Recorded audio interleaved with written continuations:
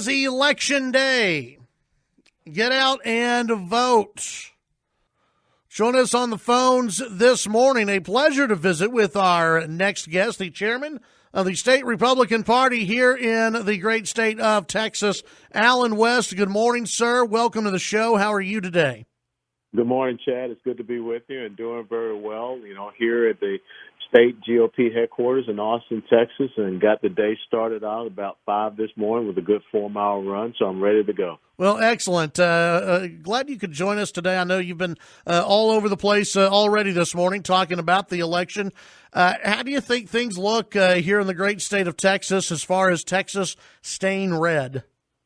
Texas will stay red. The reassuring point is that going into Election Day, we have seen 9.7 million votes that were already cast in the early voting between the early voting in person and also mail-in ballots. And Republicans held a 6% advantage over Democrats with just the raw numbers, and that's not taking into account the unaffiliated voters. And we know that on Election Day, Republicans come out very strong, so I'm very positive about the results that will happen. And I think after my trip down through the Rio Grande Valley this past weekend from Harlingen all the way up to Del Rio, you're going to see something very, very encouraging come out of the Rio Grande Valley today. That'll be interesting to watch. Obviously all eyes are on the presidential race. Here in Texas, we also, we have Texas House races to be watching. How are you feeling about the Texas House right now? I know that's been something that the Democrats are they're hoping to get their hands on the Texas House, aren't they? Yes, absolutely. You've seen about $30 million come into Texas from Michael Bloomberg, Eric Holder, Barack Obama to flip the Texas State House. The Democrats are 9 seats away from being able to do that. I don't think they'll be able to flip the Texas State House. I think we will retain those seats. As a matter of fact, I think there's a good possibility that we will win back maybe 4 to 5 of the 12 seats that we lost back in 2018.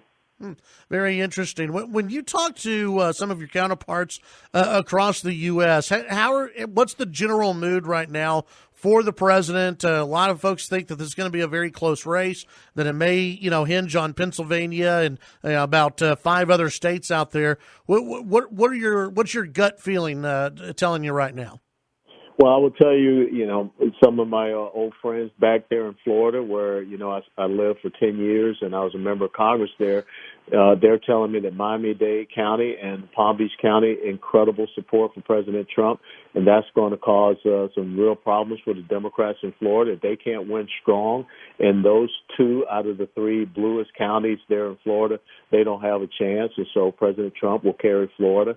And got a text message this morning from the state chairwoman of Minnesota, and she was very confident about the fact that they could be flipping Minnesota from blue to red. And you did have 5 Democrat mayors who had endorsed President Trump up there in Minnesota. So I think that there's a lot of confidence, not overconfidence, but I think that we go into this election day as Republicans feeling very good about it. And I think the president will hit 270 tonight. I don't think that we need to sit around and worry about what happens in Pennsylvania.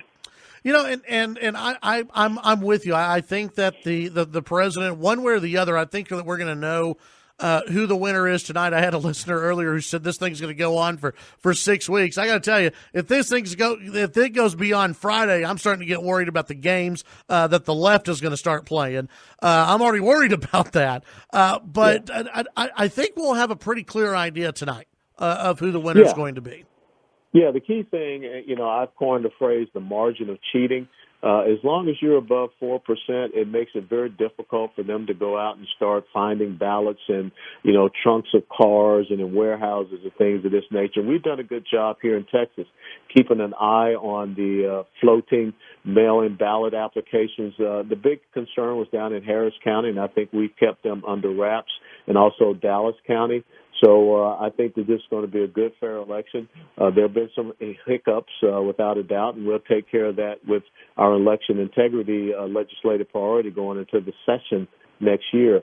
But I think we're going to see some good results, and we're going to know tonight. Chairman, I visited with the lieutenant governor, I guess it was last week now, and just kind of getting his thoughts on how the race was going to go. And he was hoping that in the rural counties, the rural parts of Texas, including out here in West Texas, that Trump would, pull about 70 to 75% of the vote, and that would help offset what we're going to see in some of the suburban counties. Do you feel the same way that the president needs to perform, 70 to 75% out here to help discount what's going on in Harris and Dallas County?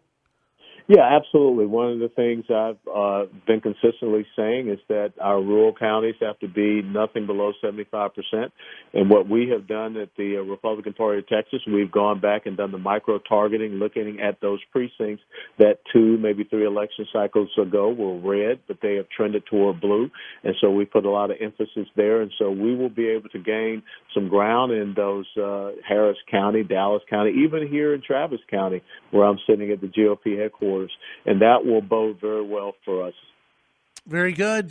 Chairman West, I know you're a very busy man today. Let's visit again soon after Election Day, find out where we're at and what it's going to look like going into the next legislative session. Absolutely, Chad. Thanks very much. And for all those folks out there in Lubbock and West Texas, get out to vote. All right. Thank you, sir. Appreciate it.